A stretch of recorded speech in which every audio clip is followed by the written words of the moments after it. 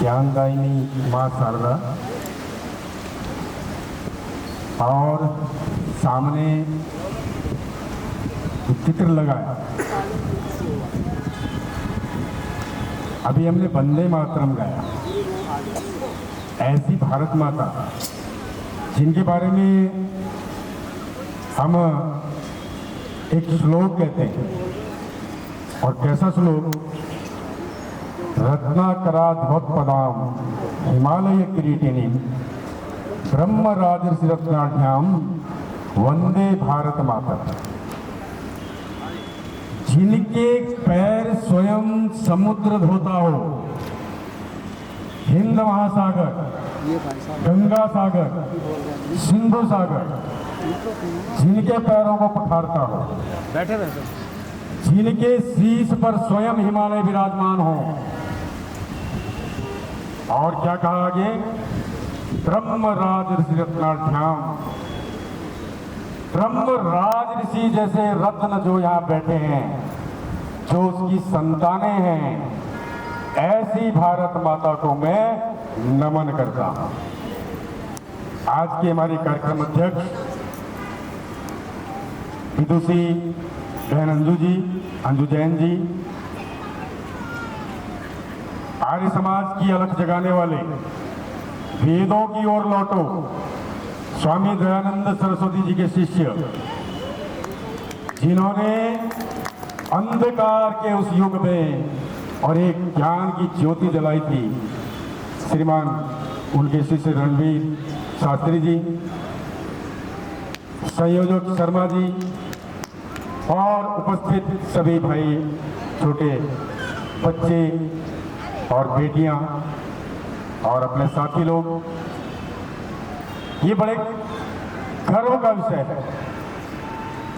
गर्व इसलिए जो हम यहाँ पर हैं, इस मंच के, इस पंडाल के अंदर, हमारे लिए बहुत गर्व का विषय है। लाखों लाख जनसंख्या है देहरादून, इस वर्ल्ड की भी हजारों में जनसंख्या होगी, लेकिन हम वो सौभाग्यशाली लोग हैं जो आज इस हिंदू सम्मेलन का हिस्सा बन रहे हैं। अभी कुछ समय पहले हमने, अभी तुरंत देखिए किस तरह के कार्यक्रम थे, इतनी शानदार प्रस्तुति भगवान गणेश, किस तरह से कार्यक्रम को आगे बढ़ाया गया। भगवान गणेश जहां होते हैं वहां कोई विघ्न पैदा नहीं होता। उसके बाद मां शारदा, ज्ञान की अधिष्ठात्री देवी, जिनके बिना ज्ञान पूर्ण नहीं हो सकता। हम विद्यारंभ मां सरस्वती, मां शारदा की कृपा से ही करते हैं। दुनिया की जितनी कलाएं हैं, जितनी विद्याएं हैं, मां शारदा उनको पूर्णता की ओर बढ़ाती हैं। उसके पश्चात भगवान राम यहां पर आए। और कौन भगवान राम? वो कोई विशिष्ट भगवान नहीं, एक आम व्यक्ति जिसने हम आप जैसे दुख सुख देखे, हमारी तरह ही उनके जीवन में कितने कष्ट आए। उन कष्टों में एक सामान्य मनुष्य टूटकर बिखर सकता है। सिंहासन राज तिलक होने वाला है, सुबह को तैयारियां हो गई हैं और रात में आदेश मिलता है कि जंगल को जाना है, वन को जाना है, उतारिए गहने आभूषण, ये मुकुट रखिए यहां पर। हम में से कोई सामान्य व्यक्ति होता तो विद्रोह करता। अब देखिए, एक मनुष्य होकर के मर्यादा हमारे सामने रखी, तो राम ही नहीं, राम का तो पूरा जीवन मर्यादा का जीवन है ही। भाई लक्ष्मण क्या कहा, क्या सोचा, माता सीता क्या सोचा, भाई भरत, यानी कि एक सामान्य व्यक्ति होते हुए भी जीवन को कैसे जिया जाता है, ये भगवान राम ने हमारे सामने रखा। और उनकी एक झांकी, भक्ति की चरम पराकाष्ठा, तीनों चारों को ले लो हनुमान जी ने अपने ऊपर सिंदूर लपेट लिया और बस देखिए, और वो सिंदूर माताएं, हमारी माताएं, बहनें, हमारी बेटियां जिसको विवाह के पश्चात प्रयोग करती हैं, क्योंकि हमारी प्रत्येक परंपरा में कोई ना कोई वैज्ञानिक तथ्य होता है, ये आपकी जिम्मेदारी है उस तथ्य को ढूंढना। उन्होंने देखिए सामान्य बाल सुलभ भक्ति, जैसे बच्चा होता है कि माता सीता सिंदूर भरती हैं तो मैं पूरा ही जो है लाल हो जाता हूँ, एक बाल सुलभ चेष्टा, लेकिन भक्ति की पराकाष्ठा, समर्पण की पराकाष्ठा दिखाने वाला रामायण। और उसके बाद ये हमारे नन्हे मुन्ने छात्र आए यहाँ पर, हमारा वैदिक धर्म कितना उच्च है, इनके श्लोकों को यदि हमने समझा होगा, इनके बोलने के तरीके को समझा होगा, इन्होंने देखिए जब कहते हैं ना सद्गच्छध्वं संवदध्वं संवो मनांसि जानताम देवा भागम यथा पूर्वे संजानाना उपासते। हमारे यहाँ तो कहा गया है संगच्छध्वं, एक साथ चलें। एक साथ चलने का तात्पर्य होता है एक दिशा की ओर बढ़े, सब तरफ जोर न लगाएं, जिससे क्या होगा, हम कहीं नहीं जा पाएंगे। संगच्छध्वं, एक साथ बढ़े, जैसे सेना बढ़ती है अनुशासन में रह करके, और संवदध्वं, एक जैसा बोले, सुविचार बोले, बुरे विचार न बोले। संवदध्वं संवो मनांसि जानताम, हमारे मनों में एक जैसे विचार हो, एक जैसी सोच हो, और वो सोच राष्ट्र, भारत माता, अपना देश, अपना धर्म, अपना सनातन। और उसी तरह आगे कहा गया है, हम इस भारत माता के द्वारा, इस धरती माता के द्वारा जो कुछ हमें दिया गया है, उसका देखिए हमारे पूर्वज कितनी सोच गहरी उनकी थी। क्या बोला, उन सब संपदा का, उस जो भी हमें धरती पर उपलब्ध है, समान रूप से भोग करें। ये नहीं मैं ज्यादा तू कम, छीना झपटी नहीं, सबके लिए है, सबको मिलना चाहिए, ये सोच लेकर के। और देखिए इनकी जो बातें थी, इन्होंने जो श्लोक कहे, एक साथ बोलने पर, एक जैसा बोलने पर क्या भाव मन में पैदा होता है, ऐसा है अपना सनातन हिंदुत्व। हिंदू जब कहते हैं तो 20-30 वर्ष पहले, तो 20-25 वर्ष पहले तो स्थिति ये थी कि अगर कई कार्यकर्ता उस समय के बताते हैं कि एक लोक जागरण अभियान चला था, उसमें एक पट्टी थी, उसमें लिखा था गर्व से कहो हम हिंदू हैं। तो कार्यकर्ता घरों पर आकर के चिपका जाते थे और मेरे जैसा बाहर निकल के उसको खाड़ देता था, है क्या बोल रहे, गर्व से कहो हम हिंदू हैं। आज हमें परिस्थितियां बदली हैं, आज हम सब लोग गर्व से कहते हैं कि हम सब हिंदू हैं। एक बार जोर से हम बोलते हैं, गर्व से कहो हम हिंदू हैं। यानी कि अब गर्व महसूस होता है। ये गर्व कैसे आया, अगर हम इस बात पर चलें तो अगर हम अपना इतिहास देखते हैं, हमें क्या पढ़ाया गया, हमें क्या बताया गया, अरे ये तो दीनहीन बेचारे अनाथ, जिनको कुछ नहीं आता था, इनको तो दिया हमने दिखाया, इनको प्रकाश हमने दिखाया, इनको ज्ञान हमने दिखाया, ये थे कहाँ। अगर हम कुछ नहीं थे तो आप यहाँ आए क्यों, आप जरा सोचिएगा। अगर हमारे पास कुछ नहीं था तो क्यों समुद्रों में के रास्ते भटकते हैं यहाँ पहुंचे, क्यों स्थल मार्ग से नहीं आए जहां से सब लोग आ रहे थे, और कह दिया हमने भारत को ढूंढा, भारत कहीं खो गया था। भारत तो सनातन है, हजारों लाखों वर्षों से, उत्तरम यत् समुद्र से हिमाद्रस्य व दक्षिणम वर्ष तद भारत नाम भारतीय संस्कृति। मैं नहीं कह रहा हूं, ये हमारे शास्त्र कहते हैं। समुद्र के उत्तर में, हिमालय के दक्षिण में जो भूभाग है वो भारतवर्ष है, उसकी संतान भारतीय है।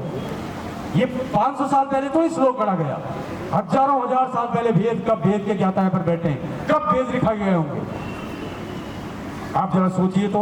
और हमें ये कहा गया अगर हम कुछ नहीं थे तो शक, यवन, हूण, कुषाण क्यों यहां आए आक्रमण करने? क्यों गजनी और गौरी बार बार 17, 18, 18 बार यहां आते रहे? क्या ले जाते थे यहां से? सबको इतिहास पता है, वो स्वर्ण मुद्राएं, हीरे जवाहरात भर भर के यहां से ले जाते। इतना उन्नत था अपना देश। आओ तो आजादी से पहले की बात है, 24% बताते हैं उस समय हमारे देश की अर्थव्यवस्था में, पूरे विश्व की अर्थव्यवस्था में हमारी हिस्सेदारी थी। आप आयुर्वेद की बात करिए, जरा सोचिए ना, क्यों ना हम गर्व करें अपने सनातन पर। मैं ये नहीं कह रहा हूं कि हम दूसरों का अपमान करेंगे, लेकिन अपने पन पर, अपने गर्व पर, अपनी संस्कृति पर, अपनी सभ्यता पर हमें गर्व होना ही चाहिए, सम्मान उसके प्रति होना ही चाहिए। आयुर्वेद, आयु का वेद, आयु को बढ़ाने वाला वेद। आपने देखा होगा कि उसमें 2 शब्द आते हैं, मेरे दिमाग से अभी मिस हो रहे हैं, जैसे याद आएंगे मैं आपको बताऊंगा। 2 शब्द आते हैं और वो दोनों शब्द आदि व्याधि, आगे आ जाए, ये जरा सा करंट कभी कभी हट जाता है। आदि और व्याधि, व्याधि यानी कि शारीरिक कष्ट, शरीर के कष्टों को हरने वाला, और आदि, आदि यानी कि मानसिक कष्ट। जरा आप सोचिएगा, ये एलोपैथ नहीं है कि रोग को दबाएगा, ये तो रोग को ही नहीं आने देगा, और ना आए उसके लिए पूरा इंतजाम है। वो कहा गया योग, करिए योग, रहिए निरोग। हमने पश्चिमीकरण के कारण खुद को जरा अंग्रेज दिखाने के लिए योग को योगा कर दिया, और कहते हैं नाम से समस्याएं गड़बड़ होती है। किसी का नाम आप गलत पुकारिए तो तुरंत टोकेगा, क्या कह रहे हो यार भाई साहब, नाम तो ठीक से ले लो, नाम तो ठीक लीजिए मेरा। योग यानी कि जोड़ना, और किससे जोड़ना? शरीर पुष्ट होने के बाद मन पुष्ट होगा, मन पुष्ट होगा तो आध्यात्म की दिशा में बढ़ेगा, और आत्मा का परमात्मा से मिलन होगा। ये योग की शिक्षा है, ये सिखाता था योग। हमारा धातु विज्ञान आज भी कुतुब मीनार के सामने मेहरौली का लौह स्तंभ हजारों सालों से खड़ा है, किसी को आज तक समझ में नहीं आया उसमें जंग क्यों नहीं लगता। और वो तो चलो बड़ी बातें अपने घरों में, वो तो हमने क्या किया। हमारे यहाँ गांव में, मैं गांव की बात कर रहा हूँ, आप तो शहरवासी हैं, गांव में बात कर रहा हूँ।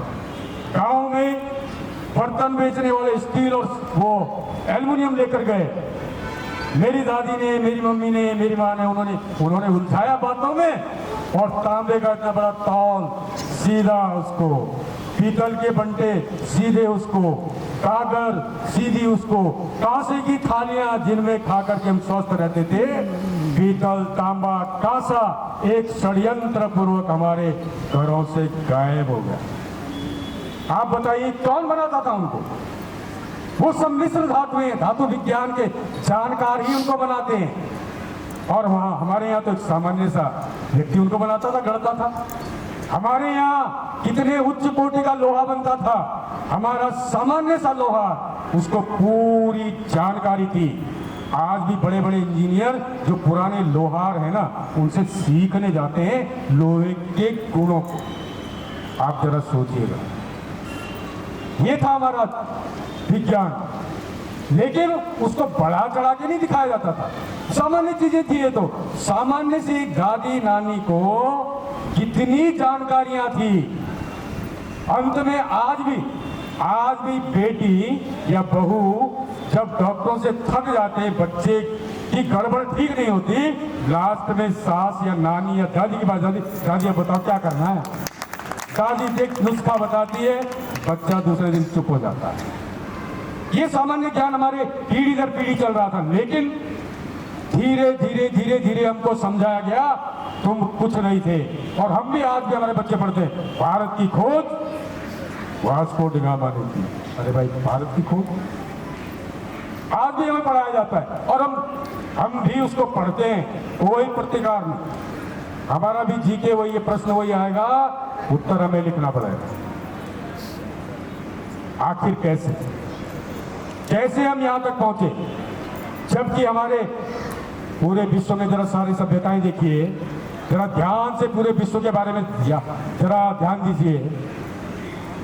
2-2.5 हजार वर्ष पहले तक यूरोप में कौन लोग रहते थे, उनका धर्म क्या था, वो किस देवी देवता को मानते थे, हमें किसी को जानकारी है क्या? अमेरिका में कौन लोग रहते थे, हम सब जानते हैं यूरोप में पूरे ईसाई है। हम उनकी बुराई नहीं कर रहे हैं, लेकिन मैं बता रहा हूं पूरा अमेरिका ईसाई है। उससे पहले वहां कौन रहता था? 2000 साल तक का इतिहास तो पता है, उससे पहले का जानकारी नहीं है।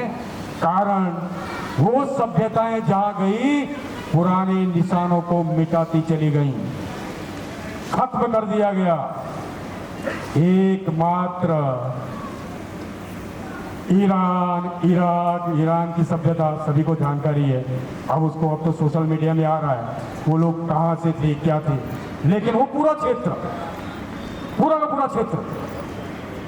परंतु क्या बात थी कि जितने आक्रमण उन्होंने झेले, वो 2 आक्रमणों में, 4 आक्रमणों में भी उन्होंने हथियार डाल दिए, समर्पण कर दिए, धर्म परिवर्तन कर लिए। भारतवर्ष 2000-1500 वर्ष से निरंतर लड़ता रहा। यदि सनातनी कमजोर होता, हमें बताया गया तुम कमजोर हो, तुम कुछ नहीं हो। अगर कुछ नहीं होता तो कल्पना करिए ना, जो विश्व की 2, मैं नाम नहीं ले रहा हूं, वो जो 2 विश्व के धर्म चले थे वो यहां भी आए। लेकिन क्या सनातन खत्म हुआ? क्या सनातन खत्म नहीं हुआ। कारण था सनातन जीवन पद्धति है, जीवन जीने का तरीका है, केवल पूजा पद्धति ही नहीं है। सनातन कहां से आप उठाए, जीने का तरीका है। जीने का क्या तरीका? अब जरा सोचिए तो अपने विषय में हमें क्या सिखाया जाता है। जो हमारे पूर्वज हैं उन्होंने लिख के रखा है, पूरे जीवन को 4 हिस्सों में बांटा, हमारे सामने रखा है। ब्रह्मचर्य, गृहस्थ, वानप्रस्थ और संन्यास, ये इस तरह जीवन चलेगा आपका। आप कोई पूजा पद्धति में रहिए, आप ईश्वरवादी होइए, चाहे ईश्वर को न मानिए, लेकिन जीवन ऐसे चलेगा। आप सगुण उपासक हैं, आप निर्गुण उपासक हैं, लेकिन जीवन का तरीका यह है कि 25 वर्ष तक आप ब्रह्मचर्य में रहेंगे, यानी केवल शिक्षा ग्रहण करेंगे। और तो शिक्षा ही नहीं, बल्कि आज तो हमारे बच्चे, हमारे नाती पोते स्कूल से आते हैं, कभी दादा चम्मच से खिला रहा है, कभी दादी खिला रही, मम्मी तो खिलाती हैं, पापा भी खिलाते हैं। उस समय बच्चे को गुरु की शरण में आत्मनिर्भर होने के लिए छोड़ दिया जाता था यज्ञोपवीत के बाद। 25 वर्ष तक अपनी ही नहीं, आश्रम की व्यवस्थाओं में भी हिस्सेदारी करेगा और शिक्षा भी ग्रहण करेगा, जीवन के प्रत्येक गुण को सीख कर आएगा। जीवन में आगे बढ़ना कैसे है, समस्याओं का समाधान कैसे मिलेगा, ये सिखाया जाता था। वहीं से तो भगवान कृष्ण और सुदामा की दोस्ती, वो केवल लकड़ी बीनने जाने का ही वो प्रसंग नहीं था, वो प्रसंग था जीवन कैसे जिया जाता है, संकट क्या होते हैं, मुसीबतें क्या होती हैं, ये था। ब्रह्मचर्य के बाद 25 वर्ष में कहा गया गृहस्थ में रहिए, लेकिन गृहस्थ में रहते हुए सबसे पहले धर्म का पालन करिए। और धर्म क्या? धर्म केवल मैंने टीका लगा लिया, मैंने पूजा पाठ कर लिया, यही धर्म नहीं। ये ईश्वर से मिलने का एक तरीका है।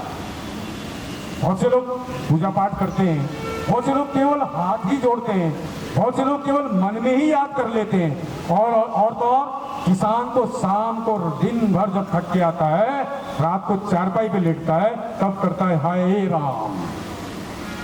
दिन भर अपने काम में व्यस्त है, रात को सोते समय भगवान का नाम लेता है। तो अपने अपने तरीका है, परंतु कहा गया धर्म का अर्थ हमारे यहाँ कर्तव्य बताया गया है।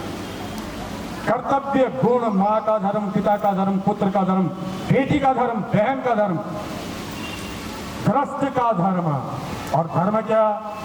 तो गृहस्थी को अच्छी संतान का लालन पालन करते हुए देव ऋण, पितृ ऋण, ऋषि ऋण को भी उतारना उसका कर्तव्य है, ये कहा गया था। फिर देखिए 25 वर्ष उसने अपने परिवार को दे दिए, परिवार, बच्चे बड़े हो गए, 50 से 75 हमें कहा गया वानप्रस्थी बनिए। वानप्रस्थी का तात्पर्य अपने परिवार में रहते हुए घर नहीं छोड़ना। धीरे धीरे देखिए सत्ता को कैसे हमारे यहाँ धीरे धीरे दिया जाता है। कुंडली मार के नहीं बैठा जाता कि पिताजी जो है कुंडली मार के बैठे, नहीं मैं नहीं देने वाला बेटों। क्या कहा था? 50 के बाद धीरे धीरे अपनी सत्ता को घर से बाहर शुरू करिए, बच्चों को स्वतंत्रता देना शुरू करिए, जिससे वो गृहस्थ जीवन जीने के योग्य बन सके। और आपने क्या करना? आपने समाज के विषय में सोचना। आप देखते होंगे, अगर हम पहाड़ में गई, अब तो खैर पेड़ कट गए, सड़कें चौड़ी हो गई, कितने आम के पेड़ थे देहरादून में, कितनी मोटी मोटी डांटें थी, किसने लगाई थे? वो कुएं थे, किसने खोदे थे? इतनी सब चीजें थी, कौन कर गया उनको? नाम किसी का नहीं लिखा हुआ, लेकिन वही सब वानप्रस्थी लोग थे। आज भी आम वाला नाम से पता चलता है, तून वाला नाम से पता चलता है, ये सब लोग वो थे वानप्रस्थी लोग। और तब उसके बाद कहा गया हमें कि अब जब आदमी 75 और 80 पार होने लगता है, तो केवल और केवल जीवन भर की जो संपदा है, यानी कि मनोविज्ञान के अनुसार काम बता दिए गए, उससे कोई उसको लगाव नहीं होता। केवल 2-4 दवाइयां, एक पानी की बोतल, एक रोटी मिल जाए तो ठीक, नहीं मिले कोई बात नहीं, अपना बिस्तर, कितना ही बड़ा महल हो, उसे केवल एक चारपाई ही सुहाती है।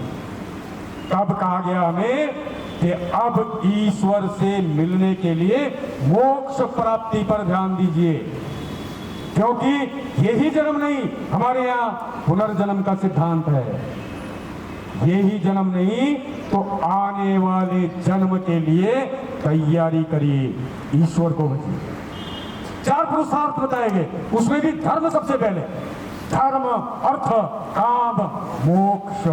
मोक्ष को यहां भी भाग में रखा गया, धर्म को सबसे पहले, और धर्म का तात्पर्य है कर्तव्य। इतना सब होने के बावजूद हम कैसे, कहां चले गए, क्या हो गया हमें?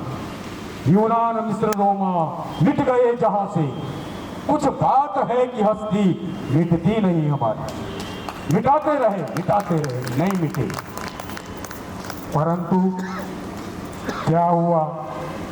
इतने आक्रमणों को झेलने के कारण और बार बार जब शिक्षा व्यवस्था पर चोट हुई, विश्वविद्यालय जला दिए गए, ज्ञान के भंडार समाप्त कर दिए गए, वो तो वेद, रामायण, महाभारत, वेदों को श्रुति कहते हैं ना, इसलिए बच गए क्योंकि घर घर तक उनकी पहुंच थी। ऐसे बच्चे, ऐसे वेद पाठी उसको अगली पीढ़ी को दे रहे थे, तब बचे रह गए, नहीं तो हमारा सारा ज्ञान विज्ञान कहाँ था? विमान शास्त्र हमारे यहाँ था, शून्य की खोज, दशमलव की खोज, पाई का मान। और जिस पाइथागोरस प्रमेय को हम 9th-10th में पढ़ते हैं, वो बोधायन की दी हुई, यानी कि अब चूंकि जिसका राज्य होता है, जिसकी सत्ता होती है, और जो फिर तानाशाह हो, निरंकुश हो, निश्चित बात है वो इतिहास भी लेखन भी अपने तरीके से कराएगा। नैकाले ने ये सब किया, सब बदला, सारे गुरुकुल बंद करा दिए गए, शिक्षा व्यवस्था पर पूरी तरह सरकार का नियंत्रण हो गया और उन्होंने जैसा चाहा वैसा किया। इसलिए हम धीरे धीरे आत्मतेज, आत्मशून्य, आत्मतेज से हीन, आत्मशून्यता की स्थिति, गौरवहीनता की स्थिति, अपनी चीजों को कमतर मानना आज भी हमारे अंदर भीतर कहीं ना कहीं है। अपनी चीजें, अपना यदि कोई कह रहा है उसको कहना, अरे ये तो ये कहाँ जानता है। तो इस कारण हम पिछड़ते चले गए। फिर आजादी का जब आंदोलन आया, अंग्रेजों को भगाने का जब समय आया, तब फिर उठ खड़े वे लोग, सब उठे, एक साथ उठे। 1857 के बाद तो पूरे देश में ज्वार आ गया, क्रांति, सब एक ओर से भारत माता को बेड़ियों से आजाद कराने में लग गए। परंतु